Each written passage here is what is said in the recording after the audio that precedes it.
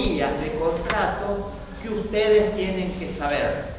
Les adelanto, el tema de hoy es largo, un tema vasto y extenso. Si quisiéramos explicarlo con lujo de detalle, nos llevaría mucho tiempo. Yo voy a tratar de seleccionar una breve síntesis para poder darla en tiempo y forma, porque nos lleva mucho tiempo el contenido de la materia. Fíjense que es una unidad temática que tiene 6 puntos, y lo que vemos habitualmente tiene 3 puntos, 2 puntos, es una unidad temática larga y lleva un tiempo explicar el concepto, la naturaleza del contrato. Cuando ustedes vieron, vamos a ver qué es un contrato, fuentes de las obligaciones. Cuando vieron fuentes de las obligaciones, vieron que una fuente principalísima de las obligaciones eran, ¿cuáles eran las fuentes de las obligaciones? Delitos, casi delitos, contrato y casi contrato. Muy bien, Ana Laura, muy bien. Vieron que una categoría era el contrato. El contrato es una fuente de obligaciones. Y de la fuente de las obligaciones, de los contratos, nacen las obligaciones. Si los contratos nacen las obligaciones, es evidente que ese elemento es un componente del contrato. El hecho de que nazcan obligaciones. No hay contrato si no nacen obligaciones. Para que haya contrato debe existir el componente del nacimiento de obligaciones. Principalísima figura de la fuente de las obligaciones del contrato. Yo les voy a dar la definición del contrato porque vamos así sacando síntesis, porque si no, no llegamos a ver todo.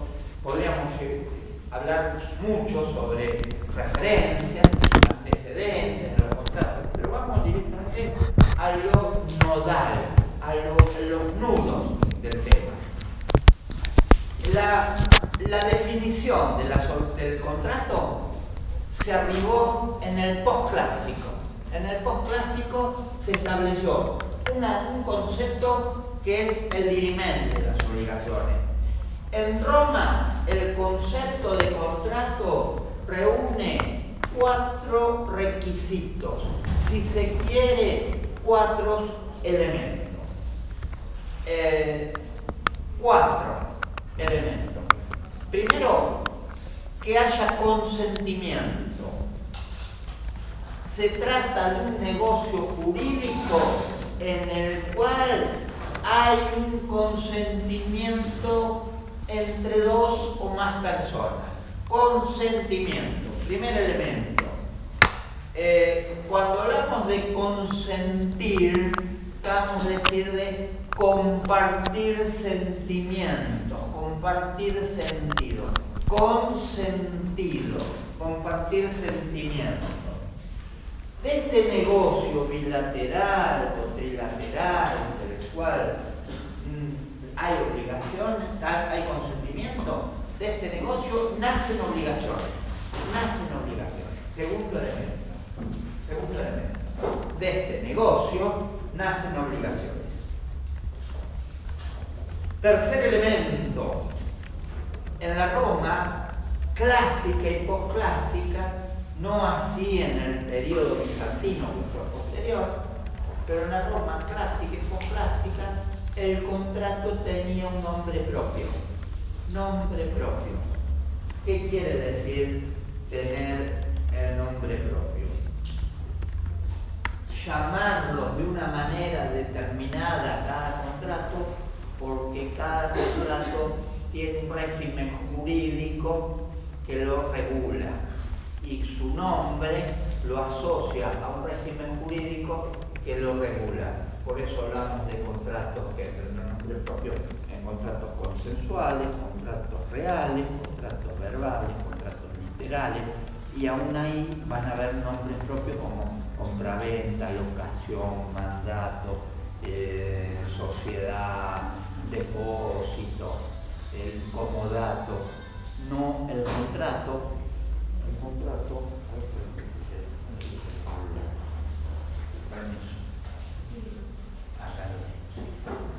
El contrato tiene un nombre propio.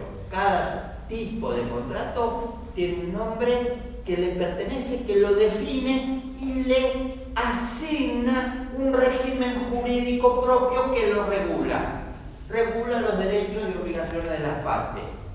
Por eso, todo contrato tiene nombre propio. No van a encontrar hasta el pasado, el posclásico, hasta el periodo bizantino, no van a encontrar la categoría de contratos innominados. Innominados que no tienen nombre. En nuestro derecho está lleno de contratos innominados. Por ejemplo, el contrato de garaje, el contrato que antes no estaba en el Código Civil, el tiempo compartido, contratos de leasing no estuvo nombrado, el fideicomiso estaba fuera del régimen jurídico, tiene nombre ahora por la reforma de 2015, pero hasta ese momento eran contratos innominados. Tiempo compartido, leasing, fideicomiso, contratos innominados, que no tenían un nombre, no estaban definidos en la ley y no tenían un régimen propio que los regulaba. ¿Cómo se regían esos contratos innominados? En base a principios de figuras análogas, de figuras parecidas. Se le aplicaban los principios de figuras parecidas a los contratos innominados. Pero en el posclásico y principalmente en el bizantino, se genera la categoría de contratos innominados. Cuando hablamos de contratos nominados, hablamos de categorías de contratos de números clausus, números cerrados. No había más contratos que los definidos por la ley en Roma, números clausus, números cerrados. Pero en el posclásico se abrió el número y se hizo número abierto. Cualquier consentimiento de voluntad era idóneo para crear contrato. No así en el periodo clásico. En el periodo clásico no cualquier acuerdo era contrato. Un acuerdo innominado no era contrato. Para hacer contrato tenía que tener este tercer elemento que sea de nombre propio. Eso lo hacía la definición de contrato. Y por último, para que haya contrato, debe estar protegido por una actio. Sus derechos y obligaciones en el consignado tienen que estar protegidos por una actio. Entonces, repasemos cuáles son los elementos del contrato. Que sea un negocio consensual, primero. Segundo, del cual nazcan obligaciones. Tercero, que tenga un nombre propio. Y cuarto, que esté dotado de acciones. Eso es los elementos del contrato. Muy bien, ustedes hoy en día es muy frecuente hablar de contrato. Todo pasa por la contractualidad, por el contractualismo. Hoy cualquier acuerdo de voluntades es un contrato. No requiere esos elementos, esos requisitos que exigía el derecho romano del periodo clásico. Hoy cualquier consentimiento es contrato. Pero ¿cómo se arriba a la palabra contrato? La palabra contrato en el periodo clásico, antes de eso no se hablaba de contrato. Antes del periodo clásico, en el preclásico se hablaba de nexum, se hablaba de obligarse, de quedar obligado. Pero se empieza a hablar de contratos en el periodo clásico a partir de los hallazgos que hace el jurista Gallo. Gallo es el primero que habla de contrato. Y la palabra contrato va derivando de a poco de un verbo latino que era contraere.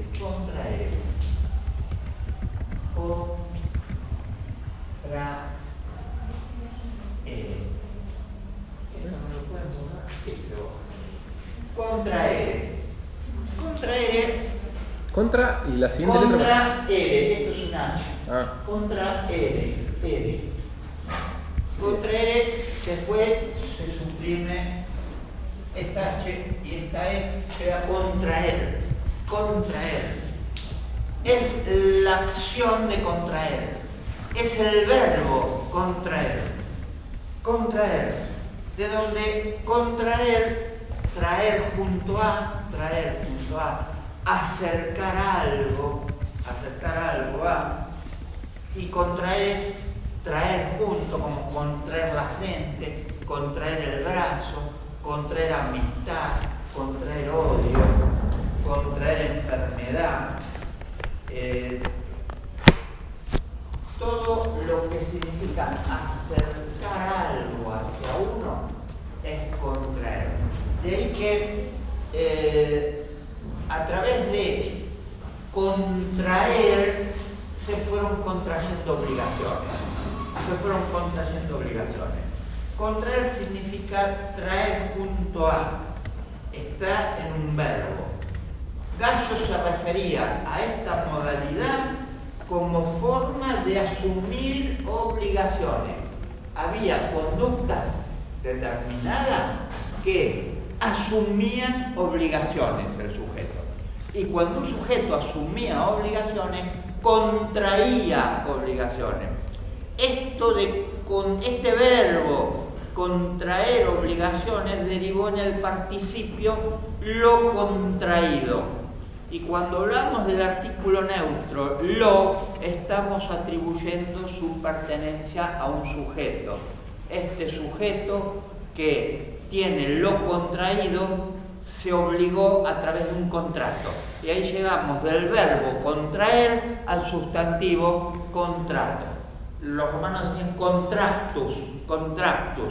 Era el negocio jurídico de asumir obligaciones de manera voluntaria. Porque antes del contrato había otra forma de asumir obligaciones que no era voluntaria. Era de manera fatal, de manera no buscada. ¿De qué manera se contraían obligaciones de manera no buscada? A través de los delitos. A través de los delitos. A través de los delitos uno quedaba obligado sin querer quedar obligado.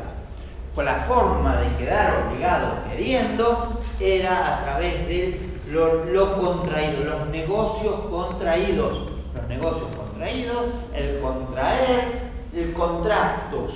De ahí deriva la palabra contractus, sustantivo del verbo contraer. Atraer hacia sí mismo una obligación.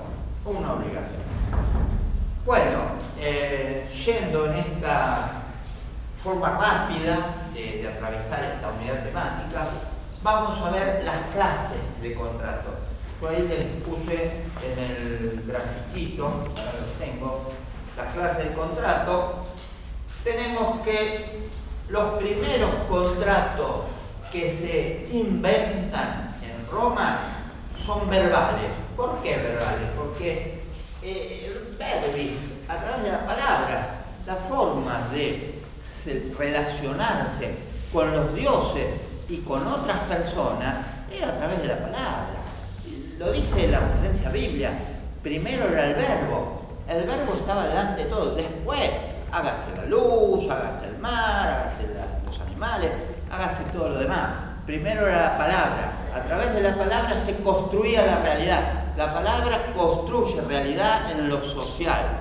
Y a través del verbo se construían todas las relaciones. Relaciones con los dioses, a partir de la religiosidad, y relaciones con los humanos, a partir de la laicidad de lo religioso y lo jurídico. Lo jurídico establece relaciones entre sujetos, a través de la palabra.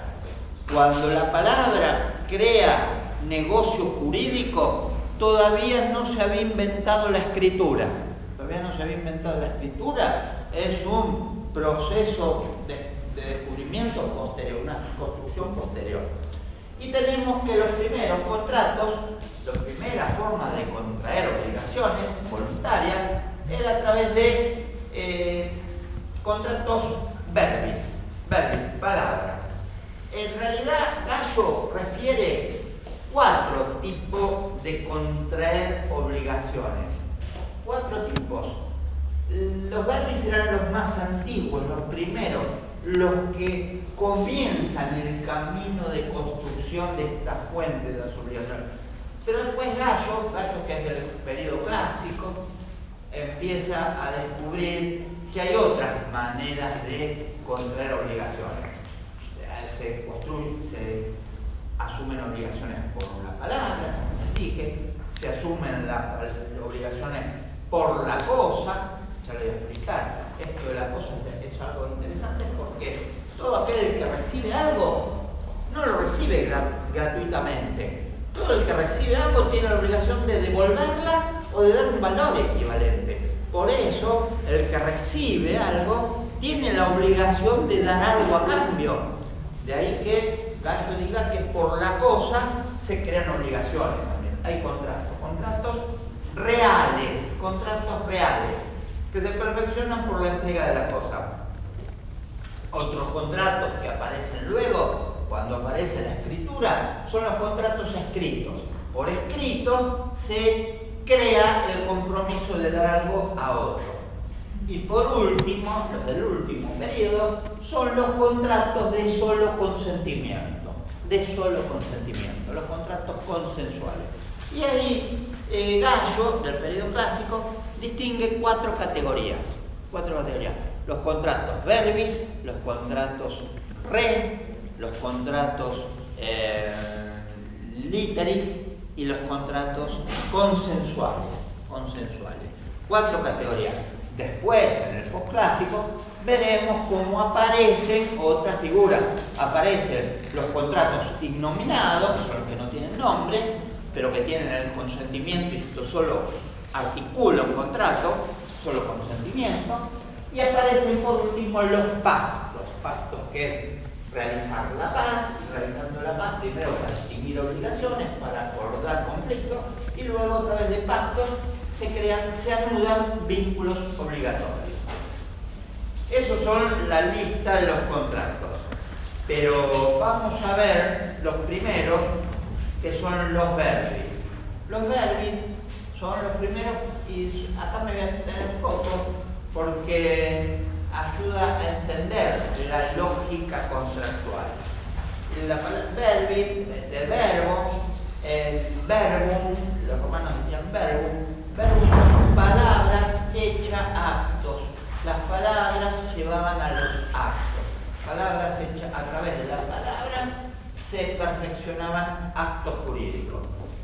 En la época arcaica, la situación jurídica por la cual una persona se compromete frente a otro a cumplir determinada obligación está vinculado con la idea de la religión. La religión. Cuando alguien se comprometía frente a otro, era por un compromiso religioso, por un compromiso a los dioses. De ahí que las primeras formas de vincularse a través de juramento. Juramento es invocar a los padres fundadores. Juramento es una palabra que deriva de jura deriva de Júpiter y ra, que quiere decir acción y efecto, de invocar a Júpiter. Jurar es la acción y el efecto de invocar a Júpiter. Júpiter era el supremo divinidad en la religiosidad mitológica romana. Era el supremo dios, así como Zeus lo era entre los griegos. Entre los romanos, la máxima divinidad era Júpiter. Y a través de jurar se invocaba la protección del Dios proveedor. El Dios proveedor que provee lo bueno. Y al proveer lo bueno, ahí se buscaba la relación con el ius, lo bueno y lo equitativo. Júpiter, jurar, tiene que ver con la palabra ius también. La palabra ius, que es buscar lo bueno y lo equitativo. Y el Dios Pater, el Pater Júpiter, iba a proveer lo bueno y lo equitativo. De ahí que las primeras formas de vincularse los sujetos con otros sujetos era a través de la religiosidad, a través de las ideas religiosas. La figura del juramento, muchos negocios se hacían a través del juramento. El primero de los usos del vocablo obligarse, obligatio, obligare, está vinculado con ligar en un sentido mágico o religioso, ligar con los dioses. El ciudadano romano empeñaba su palabra más que con otros ciudadanos y con la comunidad, empeñaba su palabra con los dioses. Lo que decía debía cumplirlo porque tenía miedo a la venganza divina, al castigo divino. Tenía miedo al castigo divino. Se vinculaba a través de palabras religiosas. Si bien por medio de gestos y palabras rituales podía crear el poder de los dioses, el poder religioso, también se fue entendiendo que también en lo jurídico, a través de la palabra, podía crear relaciones de poder con otras personas. Y el vínculo jurídico empieza a reemplazar al vínculo religioso cuando se laiciza las relaciones entre personas. Al principio eran religiosas, luego se hacen civiles, laicas, se seculariza a través del vínculo de alguna relación jurídica. Lo jurídico se desprende del fácil. Un ejemplo primitivo de esto era la esponcio. La esponcio ustedes estuvieron viendo que fue un negocio, un contrato antiguo. Fíjense que en el cuadro que les di es el primero de los contratos, la esponcio, que fue previo al nexum. El nexum era ritual, el esponcio era de palabra, era oral. Por eso fue el primer contrato verbal, la esponcio, porque no tenía más que palabra, mientras que el nexum tenía ceremonias de comportamientos, de conducta, aquello de autoemancipar a la persona, el rito del cobre y la balanza, todo eso. La esponcio es una obligación, un contrato que genera obligación y se contrae por la palabra. El verbo espondeo estaba emparentado con el griego expendein,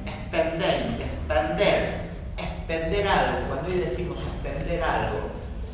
Y en griego expendein significaba hacer libaciones. Hacer libaciones era beber algo. Ello, en Grecia, los pactos se celebraban ante los altares de los dioses comerciales. En Grecia, ante los altares de los dioses comerciales. Por lo general, el dios Heracles. Ante el altar del dios Heracles se celebraba un vínculo religioso a través de un juramento y una ofrenda que hacían las partes. Consistía en vincularse, en apoyar las manos en la imagen del dios Heracles y hacer una libación y prometer hacer una promesa. De esa manera quedaba vinculado uno con la mano, con la diestra apoyada y la palabra ritual, la promesa. Esta palabra, esta mano, que en Grecia era apoyada sobre la figura del dios, en Roma empezó a hacer un estrechar la mano con la otra persona y ahí se comenzó a secularizar la relación jurídica. La diestra comienza a estrecharse entre distintas personas y estrechando la diestra quedaban prometidas y quedaban juramentadas las obligaciones. Este acto se hacía al pie del altar de la diosa Fides, de la diosa de la buena fe. Ahí se hacía el juramento estrechando las manos. Sí, Tomás, te decía. Quería preguntar, entonces la esponcio también tiene tiene su ritual religioso. Todo tiene su ritual, sí, bien. No era tan como el nexum, porque el nexum habilitaba la mano siniestio, era mucho más ritual. Y el nexum no era tanto para obligarse, sino para quedar adicto. Era la garantía que se hacía detrás de la promesa de cumplir algo. Okay. El esponcio tenía que ver con la promesa de hacer algo. Visto de algún modo era, el esponcio tenía que ver con la deuda, con la promesa de cumplir, y el nexum tenía que ver con la responsabilidad, con las consecuencias que acarreaba el incumplimiento. Okay. Eso era la diferencia. El esponcio era para promesa de cumplir la deuda, y el nexum era garantía por el incumplimiento. Uno tenía que ver con el débito y otro tenía que ver con la responsabilidad. En el esponcio, que empezó de ese modo, estrechándose las diestras en la base del monumento a la diosa Fides, y se cruzaban promesas recíprocas, acreedor y deudor, comenzó a focalizarse el acto en una interrogación con una respuesta congruente. Solamente usando el latín, el acreedor preguntaba al deudor: ¿respondes? Como decir, ¿prometes darme 100? Y el deudor le decía: respondeo, te prometo darte 100. Y ahí quedaba la congruencia de una interrogación y la respuesta recíproca, congruente. En latín, solo para ciudadanos romanos. Nosotros estuvimos viendo la clase anterior que responder tiene que ver con prometer, con contestar algo. Responder es prometer, es dar respuesta, responder. Y el acreedor le preguntaba, interrogaba a su deudor: ¿respondes darme 100? En su palabra latín. Y el otro decía: respondeo, darte 100. Y quedaba anudada la relación contractual. Así se celebraba el esponcio, que no era tan ritual como el nexum, nada más desprovisto de formalidades. Lógicamente, que esta obligación así creada a través del verbo y que a través de las palabras arranca en lo ritual, arranca en los ritos religiosos, en los ritos del faz. Vimos nosotros en un momento que faz tenía que ver con rezar, tenía que ver con prometer, hacer promesas a los dioses, pidiéndole buena suerte, buen éxito en el desempeño. Se prometían conductas a los dioses a través del faz, el fari, el rezar, el rezo, hablar en voz baja. De faz deriva hablar deriva de faz, quiere decir rezar, hablar en voz baja. Y la obligación creada fue tomada así, esto del esponcio, en la ley de las 12 tablas. La ley de las 12 tablas restringió el esponcio y le concedió acciones al acreedor frente al deudor cuando se celebraba una obligación, se contraía un contrato a través del esponcio.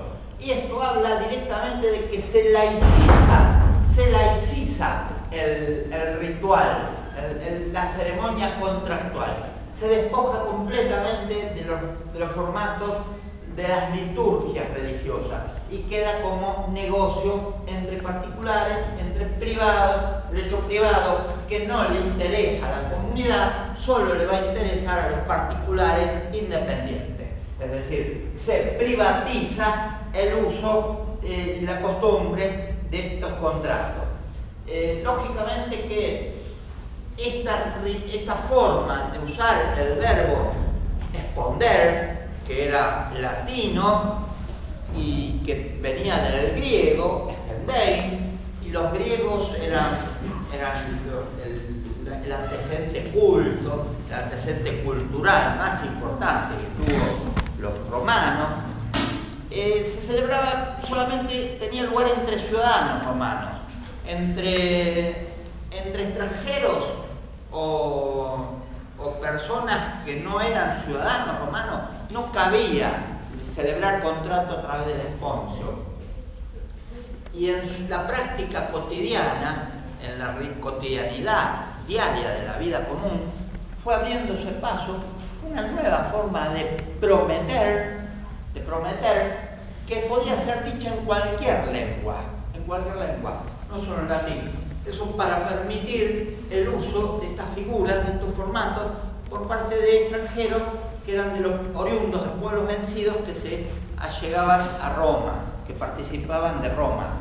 Y a partir de este uso, esta generalización de nuevos verbos, se permite la palabra estipulatio,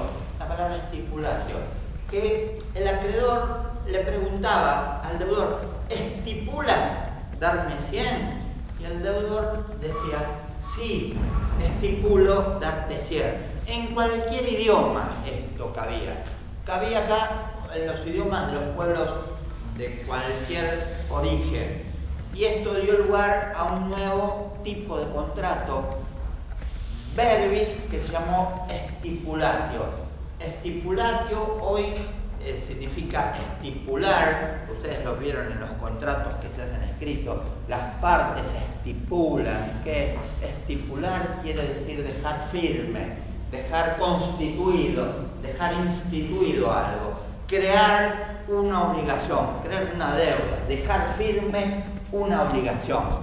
Y así como a través de la estipulatio se abre el concepto del contrato verbis y se permite su uso por cualquier persona, habitante del imperio, no solo ciudadanos romanos. Cualquier idioma podía permitir la celebración de contratos a través de la estipulación, que no fue ni más ni menos que una mutación avanzada de la vieja esponcio, que a su vez había sido derivación del espendein de los griegos. Y así queda un poco perfilada este primer contrato del esponcio y del estipulario. Ambos se perfeccionan mediante una pregunta y una respuesta congruente una con la otra, concomitantes y conjuntas en el tiempo. Esto debía hacerse entre presentes. Debía haber unidad de tiempo para hacer la pregunta y la respuesta. Hoy nosotros bien sabemos que se pueden hacer contratos a distancia. Uno le manda un correo a otra persona a la distancia, esta persona la acepta, el destinatario la acepta, le envía la aceptación al remitente y queda configurado un contrato a distancia con oferta y aceptación que difieren en el tiempo.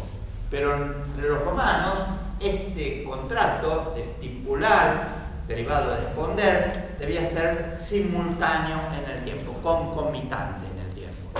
Simultáneamente, oferta y aceptación, promesa y aceptación. Sí, Oriana. Es decir, que la gran diferencia entre el esponcio y el estipulatio es que una es, digamos, solamente para los ciudadanos romanos y la otra no. Exactamente. Y la omisión del uso correcto del verbo responder producía la nulidad del contrato. El verbo responder debía ser utilizado correctamente en latín. Si no se usaba correctamente, el negocio era nulo. Lo vimos cuando vimos elementos esenciales del acto jurídico. Pero en cambio, la estipulatio estaba más abierta y era más laxa, más flexible la forma de otorgamiento de la interrogación y la respuesta. Inclusive podían usarse dos idiomas distintos para el mismo acto. Se podía interrogar con un idioma y se podía responder con otra. Y el negocio valía igual, porque estaba la concurrencia de la oferta y la aceptación. Eso fue una evolución de los romanos. Bueno, eso en cuanto al esponcio. Después vemos que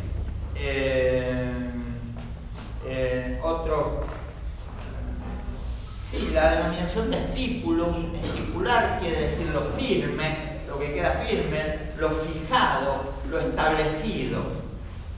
Y después había unas promesas de pago unilaterales. Promesas de pago unilaterales dentro de los contratos verbales, dentro de los contratos verbales, que eran promesas unilaterales, de uno solo hacia otro.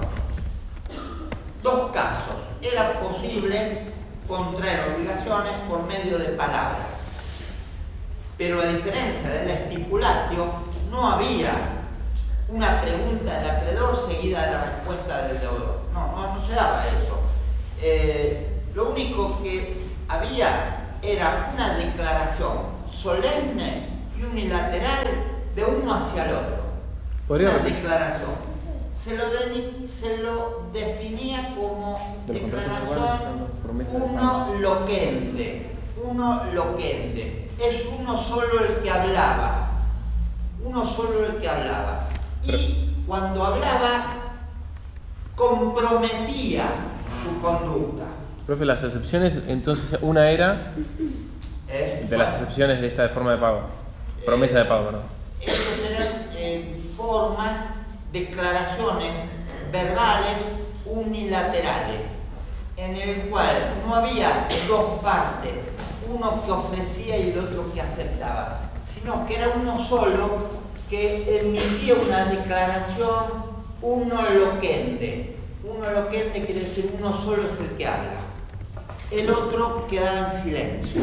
Acá tenemos que ver cómo juega el silencio como manifestación de la voluntad del acto jurídico.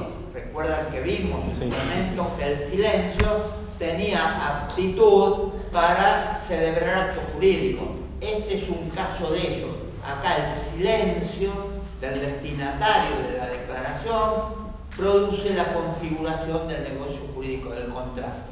Y estas declaraciones eran, uno era la dictio dotis en latín, que en castellano quiere decir decir la dote, dictio dotis.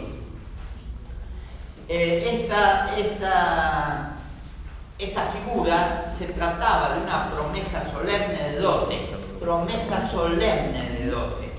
Sí. Profesor, pero no siempre el silencio es manifestación de voluntad, ¿sí? Claro. Aceptación, digamos. En este caso, porque había una mujer que se iba a casar que decía, le prometo dote. El silencio del prometido la obligaba a ella. El silencio cerraba el acuerdo, sellaba el acuerdo. En este caso, el silencio era manifestación de la voluntad.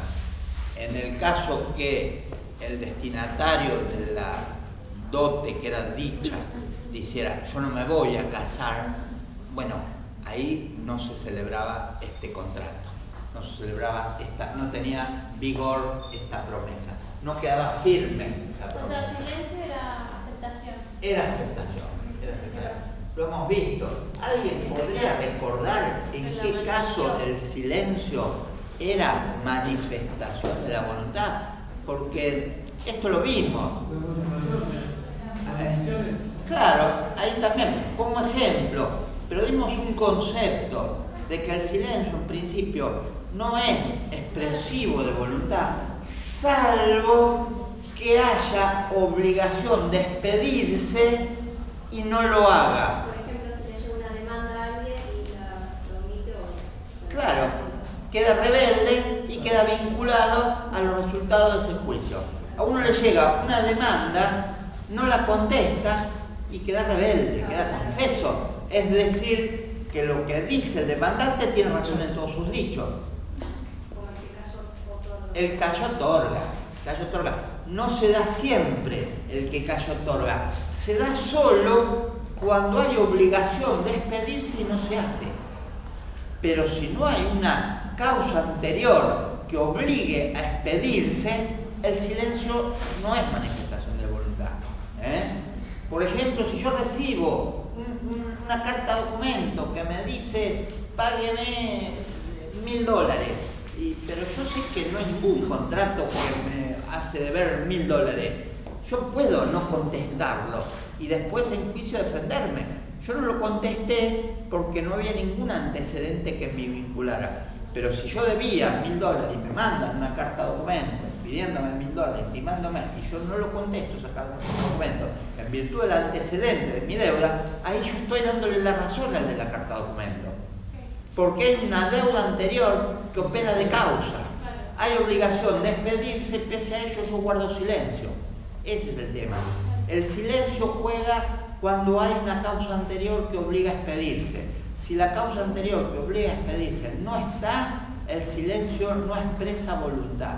Acá, en la Dictio Doti, había una relación de noviazgo, llamémosle, o de esponsales, si se quiere, en virtud de cual la prometida decía la dote y el silencio del prometido lo da por obligada a ella. Decirle para que no es el único caso. Decirle a Dios, dote, que era una promesa solemne de dote que podía ser dicha solemnemente por la mujer que se iba a casar o por un tercero en representación de la prometida. Podía ser el padre de la prometida que prometía la dote. Esto va a ser anterior a la promesa de dote. La promesa de dote va a ser una promesa bilateral, un contrato bilateral donde los novios, los contrayentes, se prometen una dote, pero de manera bilateral. Entre ella y él se prometen una dote que ambos aceptan. Esto es una promesa bilateral, que no tiene nada que ver con lo que les estoy diciendo, la dictio doti, decir la dote, que es un acto solamente unilateral, uno loquente, uno solo es el que habla. Y vienen ustedes que no es el único caso de promesa unilateral, porque también como promesa unilateral estaba el juramento del liberto. El juramento del liberto. Esto se llama ius jurandum liberti en latín. Ius jurandum liberti, juramento del liberto.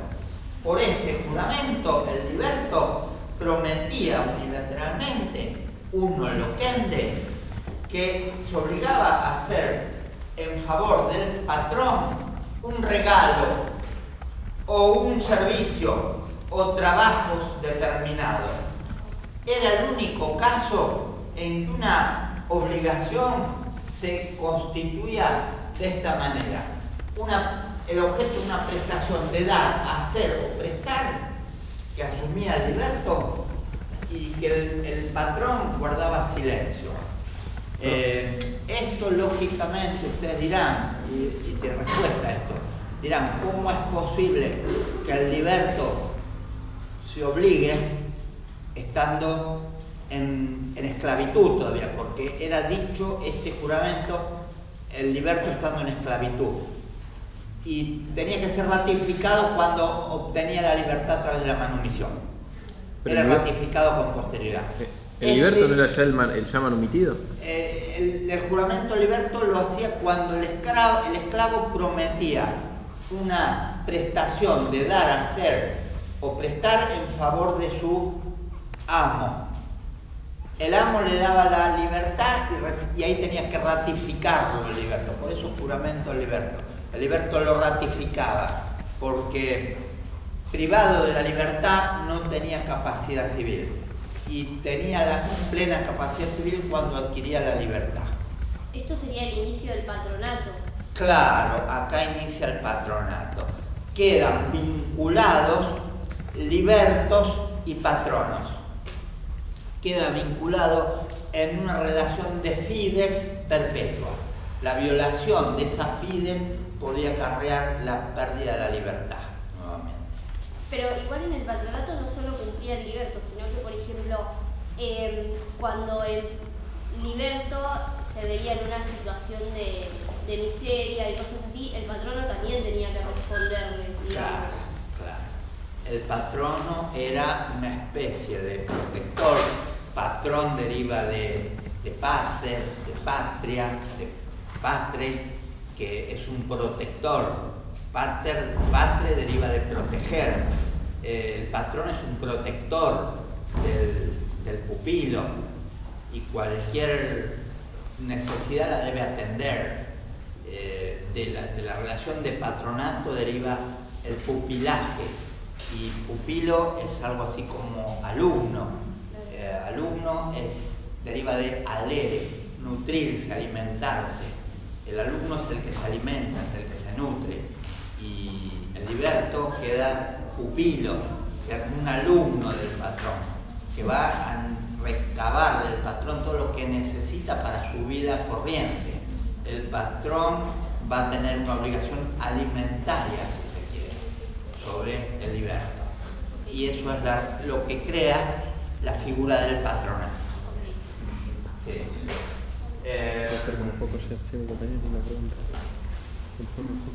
Claro, en realidad este juramento del liberto, la forma usual era un voto religioso que daba el esclavo estando en su condición de sujeción frente al domino. Prometía, estando esclavo, que le iba a dar un regalo, un servicio o una obra determinada, que como tal no tenía valor esta promesa, pero cuando se concretaba la manutención, si el liberto la ratificaba, la reiteraba, ahí quedaba firme, quedaba estipulada su obligación frente al patrón.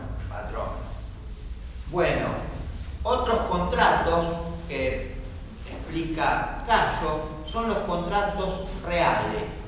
Contratos reales deriva de res, cosa. Son los contratos que se perfeccionan con la cosa. Cayo hablaba de obligaciones contraídas a través de la cosa. También lo explica del mismo modo Justiniano, 4 siglos después de Gallo, en sus Instituta. Habla de obligaciones contraídas con la cosa. Básicamente son préstamos. Obligaciones contraídas con la cosa son préstamos. ¿Por qué? Porque la obligación se crea cuando alguien recibe algo de otro, y esto que recibe no es un regalo, no es una donación.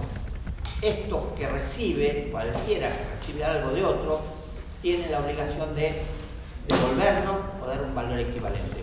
Hay un ejemplo muy corriente que tiene que ver con la deuda externa de la Argentina, sin entrar en las connotaciones de la actualidad política, pero para ver cómo funciona esto de que si alguien recibe algo, tiene que devolverlo. La Argentina contrajo una deuda muy grande y que al momento de negociar la devolución decía, pero planteemos que no había plena capacidad civil en el órgano que prestaba. El FMI no estaba autorizado a dar esos créditos. Hay una incapacidad, un exceso en la representación de sus negociantes. No estaba dentro del objeto del FMI dar esos préstamos. Tampoco la deuda fue aceptada por el Congreso argentino, con lo cual ambas partes estaban en déficit. Ni el fondo tenía autorización estatutaria para prestar, como prestó, ni el Estado argentino tenía aprobación legislativa para contraer ese préstamo. El tema, decían, anulemos el préstamo, pero el tema es que acá juegan los principios del derecho romano. Si el desplazamiento de valores existió, hay que devolverlo. Todo lo que va vuelve, porque pongámosle que sea nulo el empréstito, pongámosle que sea nulo, pero ¿cuál es el efecto de la nulidad? Volver las cosas al estado anterior a que se celebró. Si anulamos el acuerdo, hay que devolverlo ya sin espera,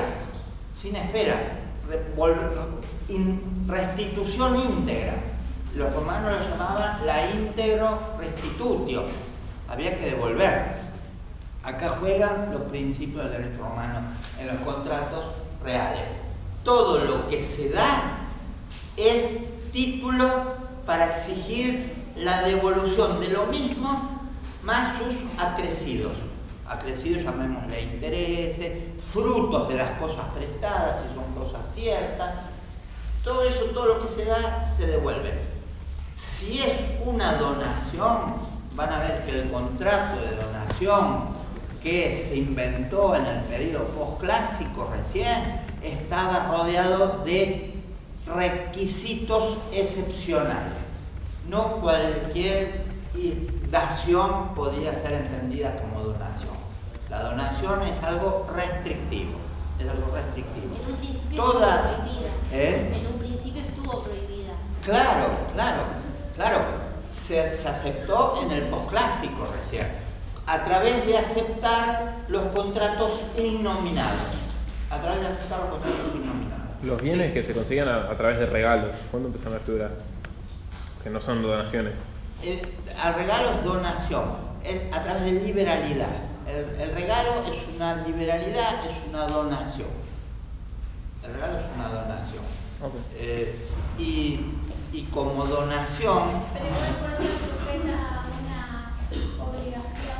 Bueno, sí, requisitos, había dicho. Claro. Por ejemplo, si, no sé, qué sé yo, se lo le donan, no sé, un terreno a una, no sé, para que hagan determinada cosa en tal plazo, en X plazo. Si en ese plazo no lo hacen, por ejemplo, no sé, una fundación de chicos, si no lo hacen, se revoca. Claro, se revoca. Claro. Pero en su momento era gratuita. Claro. No pasa. Pero fíjense que el acto de donar tiene un componente especial que no lo tiene otro negocio jurídico. El acto de donar contiene animus donandi. Animus donandi, que tiene que ser intención de dar algo sin recibir nada a cambio y que quede claro que está expresado con ese animus donandi. Tiene que estar documentado el animus donandi. Y la donación tiene que ser escrita y tiene que estar documentado el animus donandi. Porque si no, se entiende que puede ser un negocio a precio vil o a precio el aprovechamiento de uno sobre otro. Ustedes van a ver que en los contratos bilaterales, cuando vimos los negocios bilaterales, un elemento de la bilateralidad era el sinalagma contractual. Recuerdan que quizás alguno recuerde que vimos el sinalagma contractual. Sinalagma es una palabra griega que sine quiere decir entre uno y otro y alagma quiere decir dar. Entre uno y otro deben dar cosas simétricamente equivalentes. Por ejemplo, el que da una casa a otro debe recibir un precio equivalente, no un precio menor, porque si recibe un precio menor habría una ausencia de sinalagma y sería un abuso de uno sobre otro, lo que se llama venta de precio vil. Eso es anulable. Un acto bilateral que carece de sinalagma es un acto anulable, porque carece de la equivalencia de las prestaciones. Y esta idea de sinalagma, en que entre uno y otro las cosas van y vienen, significa que el que da 10 debe recibir algo equivalente a esos 10 recibidos. Es la justicia distributiva de la cual hablaba Aristóteles en los griegos. Justicia distributiva que hablaba Aristóteles. Con lo cual, yo no sé dónde estábamos. Contratos reales. Contratos reales. El contrato real se perfecciona con la entrega de la cosa. Quien le da algo a otro tiene la obligación correspectiva de devolver o el equivalente en valor. De ahí que los contratos reales sean préstamos. Prestar para que se cumpla una finalidad y se devuelva lo mismo o algo equivalente. Y entre los contratos reales está el mutuo. Mutuo quiere decir préstamo de consumo. Préstamo de consumo. Alguien a través de una traditio le entrega a otro una cosa y este está obligado a devolver esa misma cosa luego de consumida, una misma cantidad de cosas luego de consumida. Mutuo, el préstamo de dinero. Yo le presto 100 pesos a otro, el otro lo consume, lo gasta, pero me tiene que devolver la misma cantidad de cosas luego de consumida. Préstamo de consumo. Presto para que se consuma y me debe devolver igual cantidad de lo prestado. Mutuo, préstamo de consumo. Otro es el comodato, préstamo de uso. Alguien le entrega a otro una cosa para que la restituya luego de un tiempo. Es cuando alguien tiene un inmueble que no lo quiere alquilar y dice, ¿qué hago con este inmueble? ¿Lo voy a dejar libre para que lo usurpe, para que lo intruye? No, se lo presto a alguien. Hago un contrato comodato. Comodato, como es una forma de dar, como dato, dar algo, una forma de dar algo. Yo le doy a un conocido, a través de un contrato comodato, el permiso para que lo use, el inmueble, por tiempo o sin tiempo determinado, y al cabo del cual me lo tiene que restituir. En las mismas condiciones en que se lo presté. Préstamo de uso. Comodato, préstamo de uso. La palabra como es alguna forma de dar algo. Perdón. En este tipo de contratos solamente entraban los bienes muebles e inmuebles, ¿no? Porque hoy estoy leyendo la unidad y había en uno de los tipos que los consumibles no entraban, excepto de, no me acuerdo bien lo que era, pero este es solo de bienes muebles e inmuebles. Claro, bienes no consumibles, porque inmuebles, porque un inmueble no se puede consumir. Un bien mueble, como puede ser un caballo, tampoco se puede consumir. Y un esclavo, un carro, pero si es la entrega de 10 kilos de harina, se consume y se devuelve lo equivalente. Sí, cuando no eran objetos específicos. Claro, cosas consumibles. Las cosas consumibles son objeto de contrato de mutuo y las cosas no consumibles son objeto de contrato de comodato. No se puede consumir, se usa y se devuelve. El préstamo que da un banco, el préstamo bancario, ¿qué es mutuo o comodato? Mutuo. Mutuo. El mutuo. Los préstamos de hipoteca, el mutuo hipotecario. Habrán escuchado hablar del mutuo hipotecario. Préstamo que se da garantizado en hipoteca. O mutuo prendario. Préstamo que se da garantizado en prenda. Bueno, ¿se entiende esto? Sí. Otro contrato real es el depósito, que sería préstamo de guarda. Préstamo de guarda. Se presta algo para garantizar el cumplimiento de una deuda o de una prestación diferente.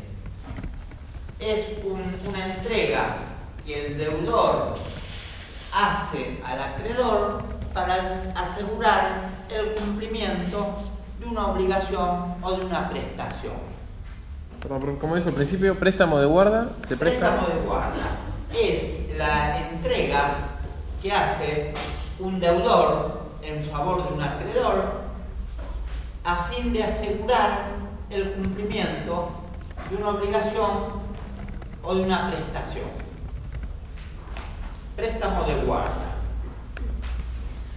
Y por último está la prenda. ¿Eso podría ser la hipoteca? No, nada que ver. Sí, Viviana.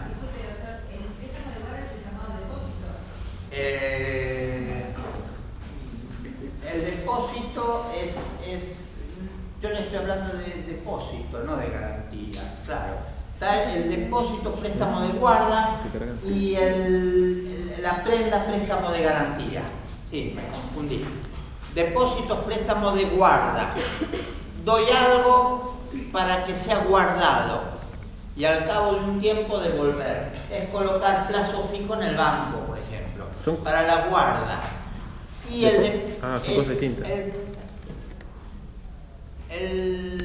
La prenda, préstamo de garantía, entrego algo para asegurar el cumplimiento de una obligación o de una prestación. Está muy bien, me corrigió Viviana, me confundí con el depósito y la prenda. Son cosas distintas. En uno presto para guardar y en otro presto para garantir. Cuando uno pone un objeto de valor en una caja de seguridad bancaria, eso es un depósito. Depósito es igual a préstamo de guarda. Préstamo de guarda. Entregar algo a otro a fin que sea guardado. Para garantizar su seguridad. Claro, para que no se extravíe ni se pierda. Para asegurar su incolumnidad, la incolumnidad de la cosa. Poner dinero en el banco. Esto sería similar a lo que era la custodia. Claro, similar a la custodia. Recuerdan que cuando había deber de custodia, la obligación del guardador era mayor que en cualquier otro caso. Claro, está muy bien. Deber de custodia. No sé si he hecho confusión, furcio, no sé si quedó claro que los contratos reales son el mutuo, el comodato, el depósito y la prenda. Esos son los contratos reales, son 4. Mutuo, comodato, depósito y prenda. ¿Está bien? Después tenemos los literales, contratos literis. Literes, que quiere decir letra. Contratos celebrados por la letra. Y acá tenemos 3 categorías. El primero se llama nómina transcripticia. La palabra griega, nómina transcripticia. El segundo se llama síngrafos. De vuelta acá está el prefijo sine de origen sinalagma. Síngrafo, está el mismo prefijo, sine. Esto habla de dos partes, cine, sígrafo. Y quirógrafo. Las 3 categorías. Son contratos originarios de Grecia. Son importados de Grecia estos contratos. Están escritos. Los griegos eran más afectos a la escritura que los romanos. Los romanos usaban la palabra y el valor de la palabra empeñada. Los griegos tenían más afición a la escritura. Fueron los que inventaron el notariado, las cosas de escriturar el registro, hacer registros. Escribir era afición de los griegos. Esto tuvo origen en Grecia. Estos contratos consistían en conductas que seguían fielmente a las letras. El primero que les dije, nómina transcripticia, que quiere decir transcribir un nombre. Transcribir el nombre y lo que le debían. Era un contrato que se insertaba incluyendo en los libros de contabilidad del acreedor, al igual que las anotaciones que llevaba el deudor, tenía efecto para obligarlos a ello. Lo que estaba anotado en los libros de contabilidad del acreedor y el deudor los obligaban a ello. Eran los famosos libros de contabilidad, el libro diario, el libro mayor, libro de anotaciones. Cuando nosotros vemos los libros libro diario, libro mayor, libros de contabilidad, tuvo origen en Grecia.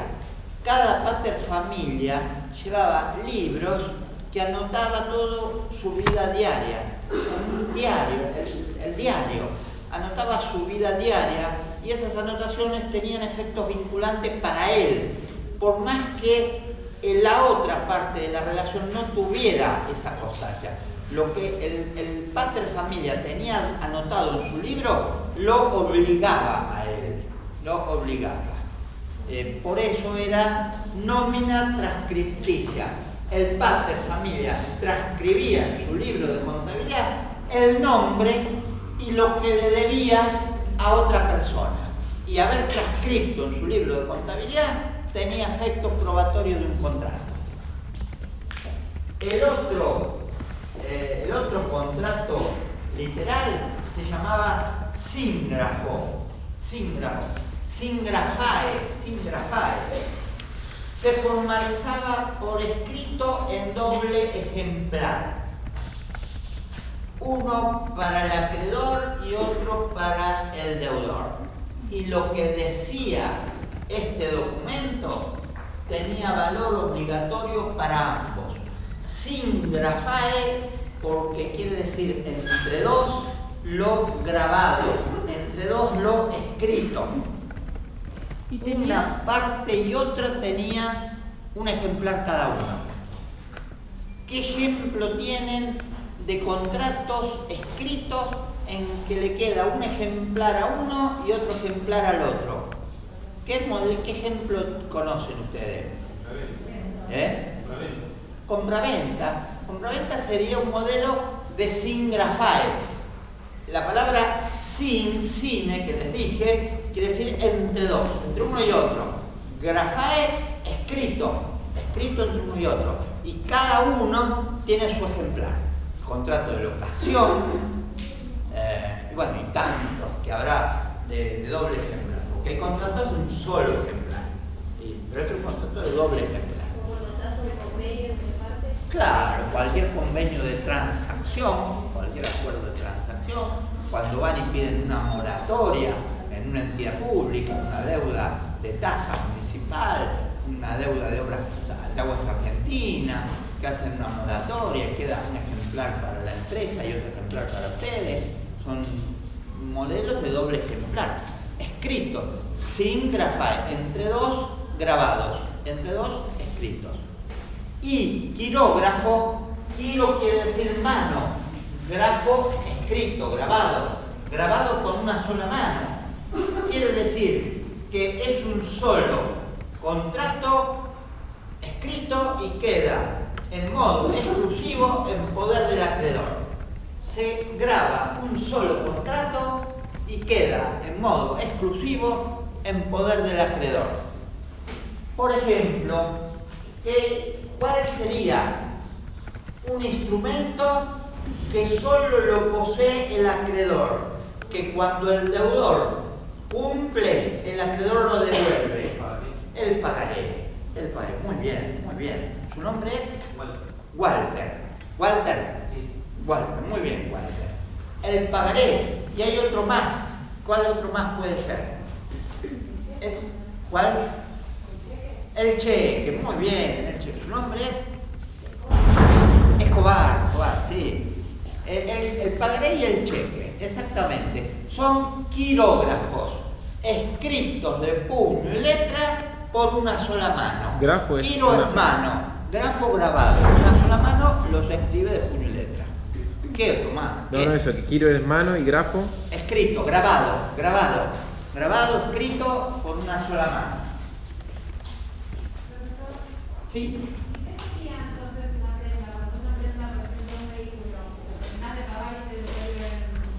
Claro. Y hay quirófano. Claro, la prenda. Sí, porque sí, por las operaciones a mano. De ahí te debería la palabra de latín. Es re interesante eso. Esto lo vimos Si a ustedes no les interesa el origen de las palabras, está mal. No, te reí. La diferencia entre prenda y hipoteca vimos. La prenda es tener una deuda y el deudor, para asegurar el cumplimiento de su futura obligación, desplaza la posesión de la cosa a favor del acreedor.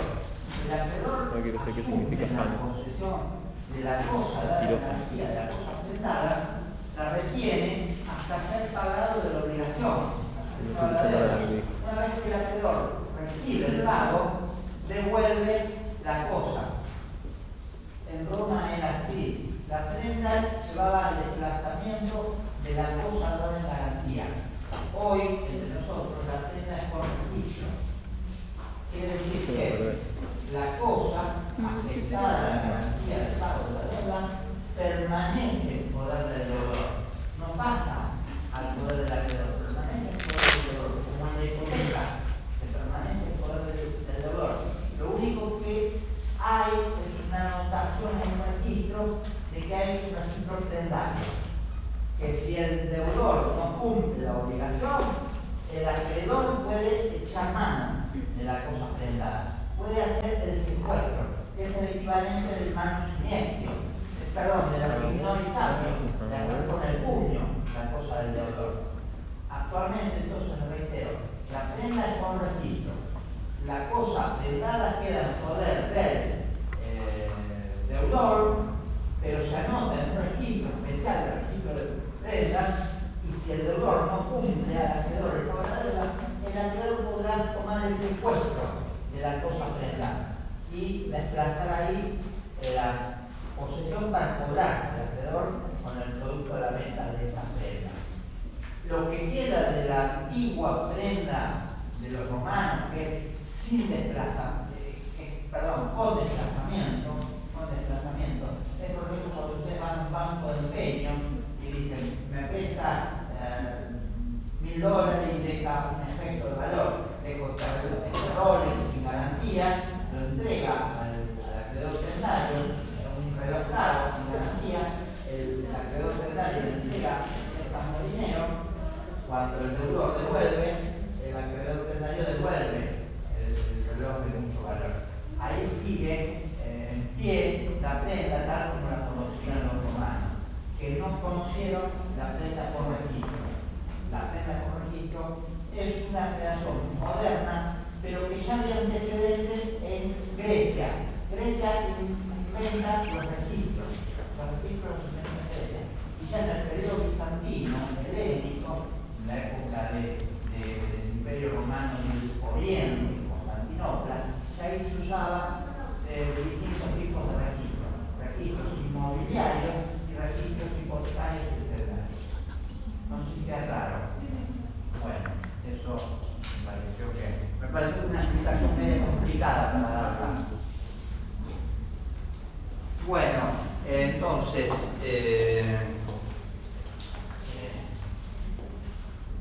otros contratos, vimos los sigráfos y los quirógrafos.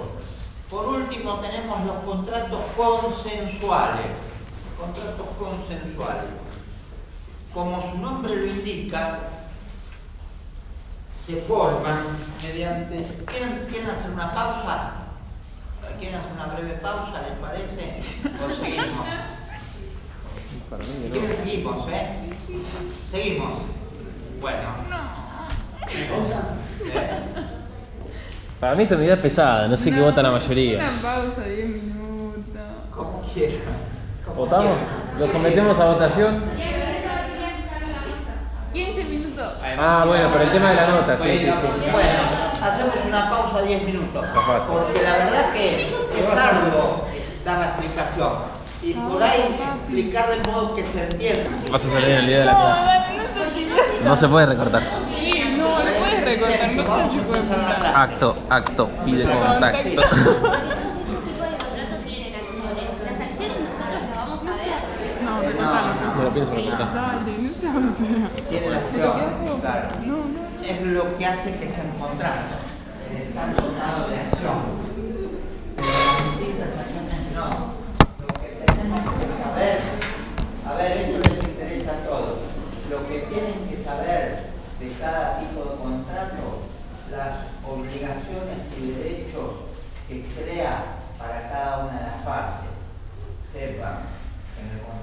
compraventa, el vendedor está obligado a prometer la traída de la cosa, a hacer la traída de la cosa. El comprador está obligado a pagar el precio.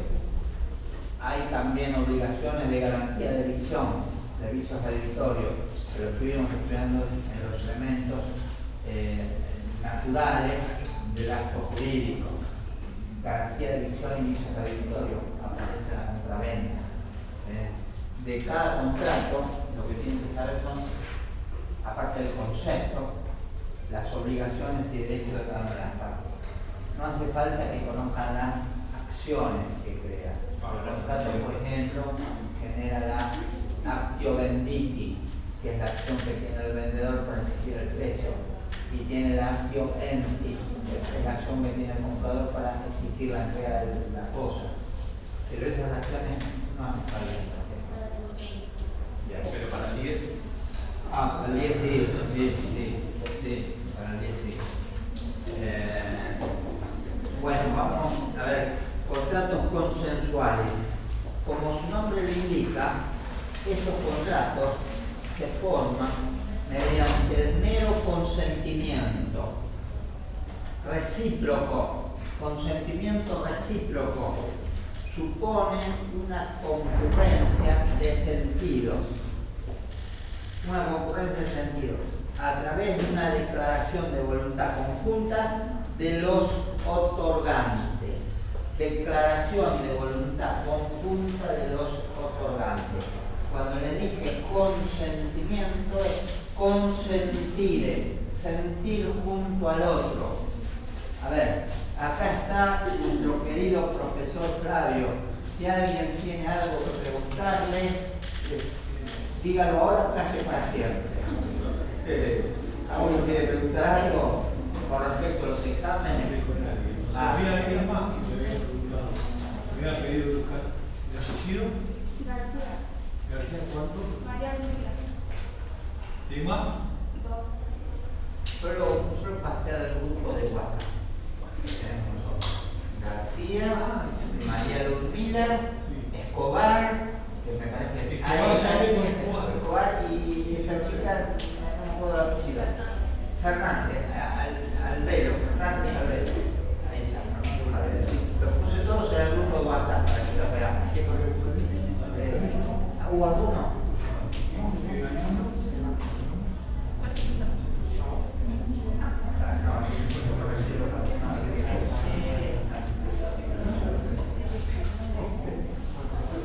Gracias por venir, Flavio. Chao.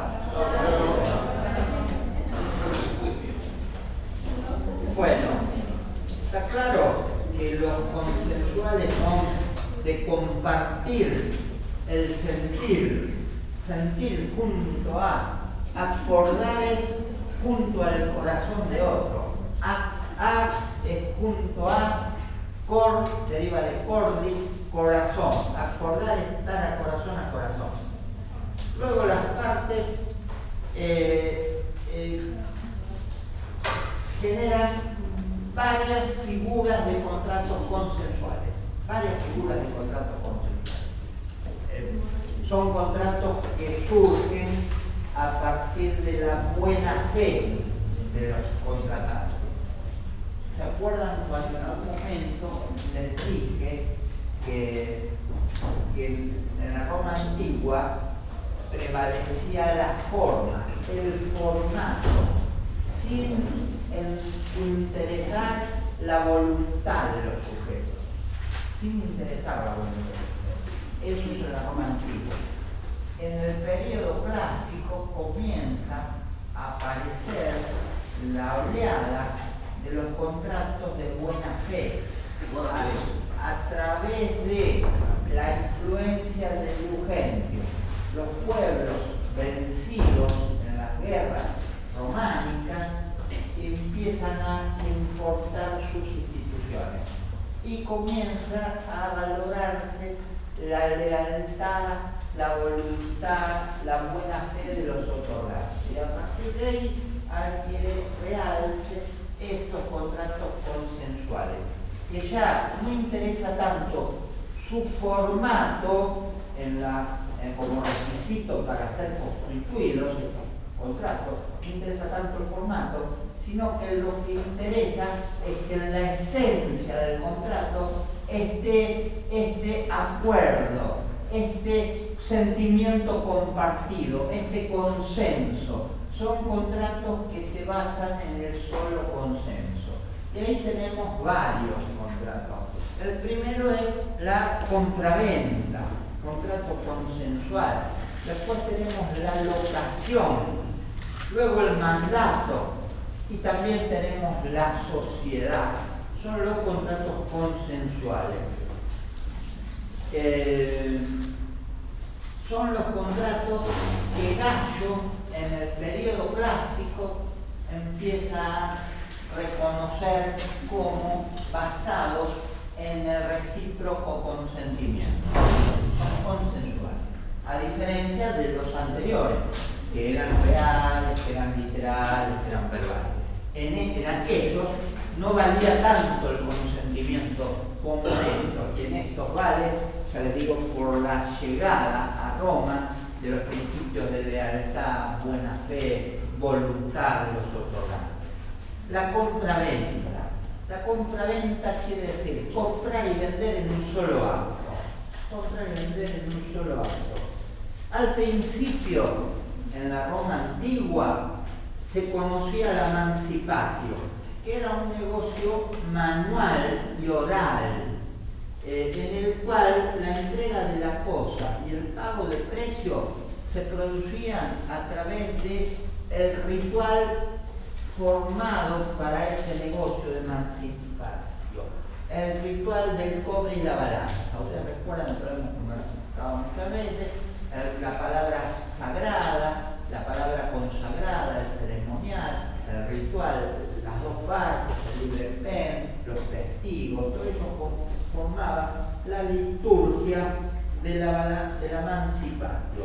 Esta liturgia provenía de costumbres ancestrales y ideas muy marcadamente religiosas.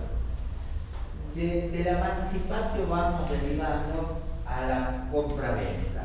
A la compraventa era un negocio manual que se hacía, no había ritualismo ninguno, pero el vendedor prometía la entrega de una cosa que iba a transmitir y por la otra parte el comprador prometía el pago del precio. El vendedor prometía la entrega de la cosa y el comprador prometía el pago del precio. Como evolución simplificada, simple, sencilla, sin ningún ribete ritual, ni sacramental, ni religioso de la vieja mancipatio.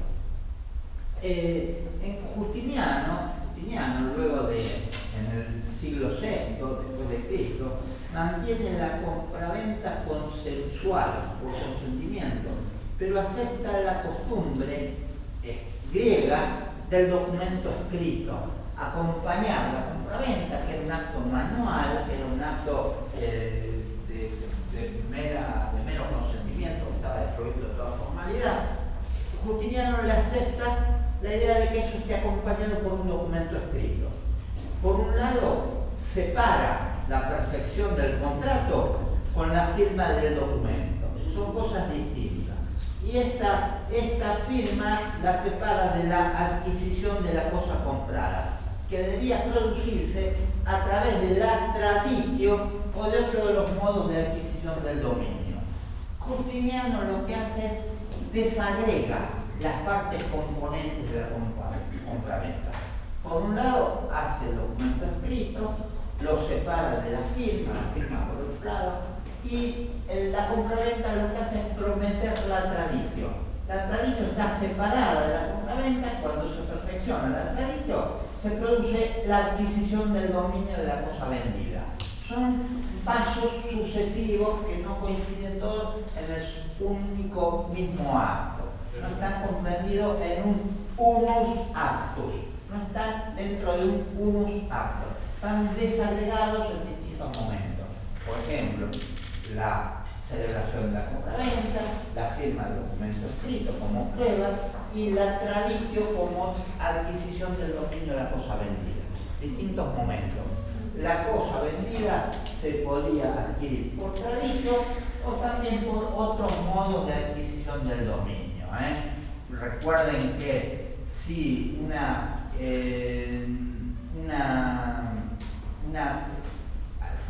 si se exigía un acto ritual y se omitía el acto ritual, quien entraba en posesión de la cosa adquirida podía usucapirla al cabo de un tiempo. A través de una compraventa uno podía adquirir sin traditio una posesión usucapiente. Se adquiría una posesión usucapiente y se usucapía en el largo plazo. Es decir, no necesariamente la forma de adquirir el dominio era la traditio. Podía adquirirse el dominio a través de otro modo de adquisición del dominio que fuera diferente. Pero en realidad la compraventa tenía por objeto prometer la traditio. No era la adquisición del dominio. A través de la compraventa no se adquiría el dominio de nada. Se tenía el derecho del acreedor a exigir la traditio de la cosa comprada. Y el vendedor tenía el derecho a exigir el pago del precio. Pero no necesariamente coincidían esos actos transmisivos con el contrato de compraventa. Así, la obligación del vendedor es un facere, un hacer. Recuerdan que la obligación podía ser un dar, hacer o prestar. El hacer se llamaba facere. La obligación del vendedor era un facere, era un hacer. Hacer la traditio. La obligación del vendedor no era entregar el dominio de la cosa, sino solamente hacer la traditio. Eso es así. Estas obligaciones de ambas partes, del acreedor y del vendedor, estaban protegidas por respectivas acciones de buena fe, acciones basadas en la buena fe, al principio concedidas por el vendedor. El vendedor tenía la actio venditi, por la cual podía perseguir del comprador el pago del precio, y el comprador tenía la actio enti de comprar, adquirir la entio. Ustedes vieron en una forma de adquirir el dominio de la entio. A través del actio enti podía exigir la traditio procedente del vendedor. Eran las acciones. Además de esas acciones principales, la acción actio enti y la actio venditi, había acciones secundarias como la de garantía de vicios redivitorios y la de garantía de evicción. Son efectos del contrato de compraventa. Otro contrato consensual era la locación. Locación se llamaba en Roma locatio conductio. Locatio conductio. Respectivamente, según se lo mire del lado del locador o del locatario. Locatio o conductio. De ambas formas se llamaba el mismo contrato de locación. No se lo llamaba alquiler. Los romanos no conocieron el contrato de alquiler. ¿Por qué? Porque alquiler, como todas las palabras que empiezan en al, son palabras árabes que se difunden en la España castellana a través de la invasión de los árabes, de la época medieval. El contrato de alquiler, que es el mismo, el locatio conductio, pero está nombrado por una palabra árabe. Alquiler es una palabra árabe. Todas las palabras que empiezan con al son árabes. Bueno, el contrato de locatio conductio era consensual, en virtud del cual el locador coloca, el locador coloca en manos de la otra, conductor, locatario, una cosa, un trabajo o un servicio, a cambio de un precio cierto en dinero. El precio era un merces, de mercancía, precio cierto en dinero. Es decir, el locador coloca esto de colocar, suprimido el prefijo co, queda locar, loca, a favor del conductor. el locatario que conduce la cosa que recibe, por eso conducte o conducir, conduce la cosa que recibe y la usa por un tiempo determinado a cambio de un precio cierto en dinero.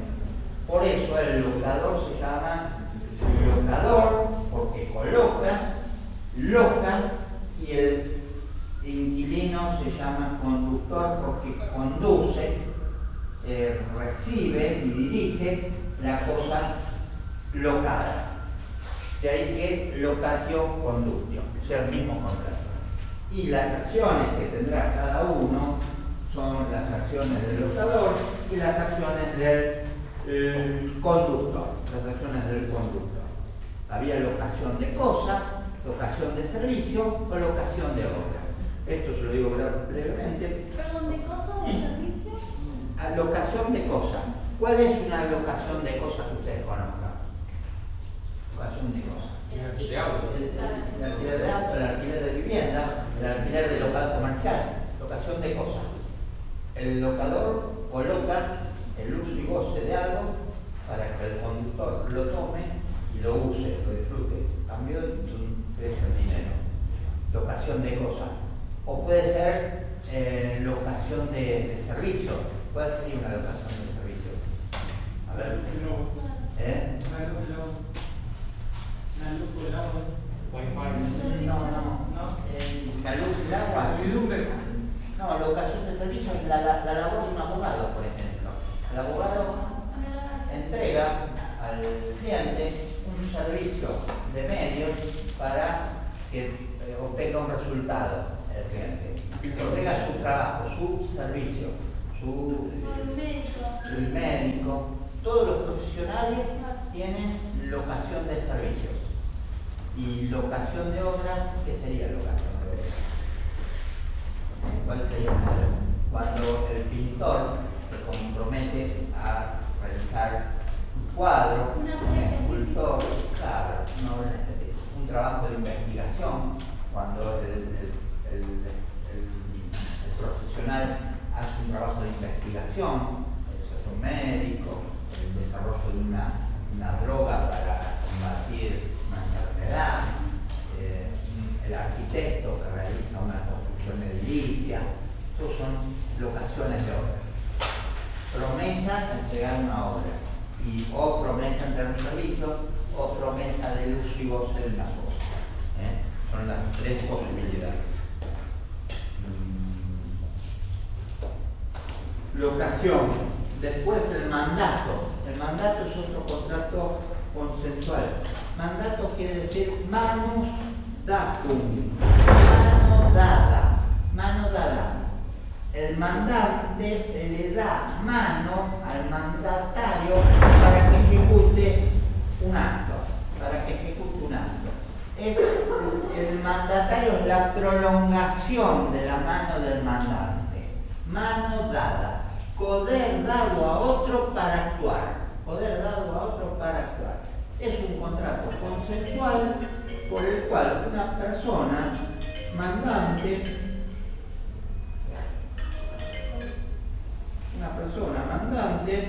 le encarga a otro mandatario que realice ciertos actos.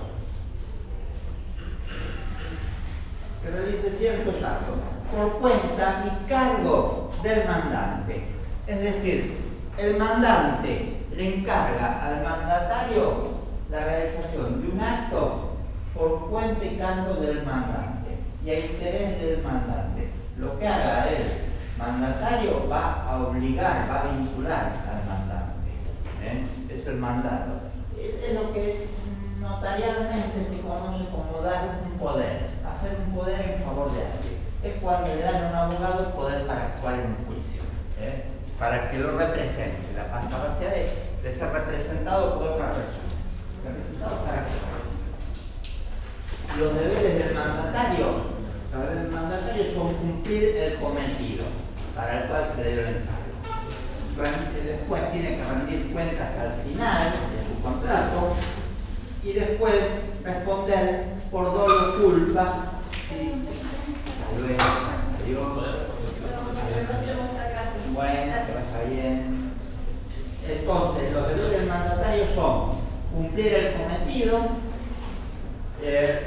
rendir cuentas al final del mandato y responder si actuó con dolo o culpa. Y los deberes a cargo del mandante son pagar la retribución al mandatario. El mandato nunca se presume gratuito, siempre se presume oneroso y es deber del mandante pagar la retribución del mandatario. Por último, el contrato de sociedad. Sociedad, contrato consensual, a través del cual dos o más personas, socios, se obligan a poner en común sus bienes o su trabajo para el logro de un fin lícito y de interés común. Esto se caracteriza por el reparto de aportes y las ganancias. Se reparten aportes y ganancias. Reparto de aportes y ganancias. La palabra sociedad deriva de source. Source quiere decir suerte. Socios son los que comparten la suerte. Se ponen de acuerdo en un fin común. Hacen aportes compartidos y se reparten el producido de lo logrado. Compartir la suerte del contrato. Y bueno, ya que se están levantando todos, ¿Se ponen de acuerdo?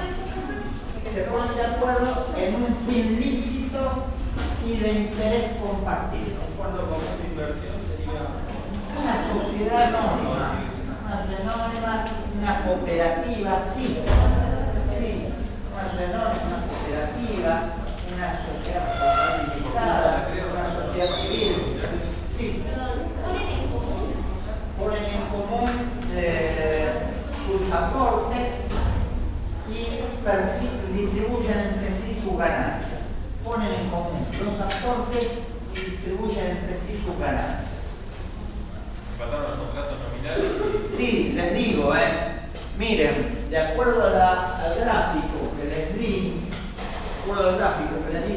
faltan los contratos innominados y los pactos. Si tenemos suerte de hacer una clase de repaso, si terminamos antes y hacemos una clase de repaso ante el parcial, vemos estos dos tipos de contratos, los contratos innominados y los pactos. Son temas que quedan pendientes.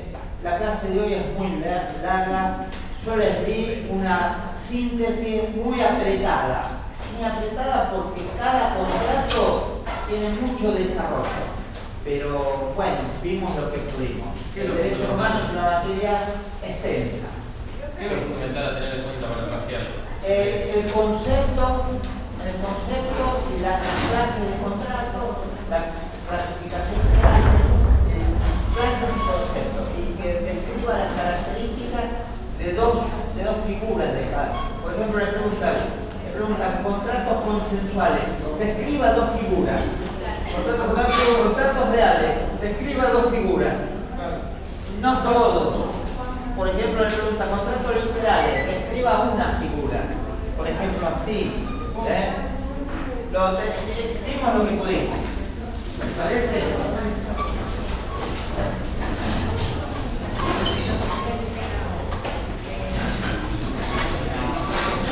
Claro.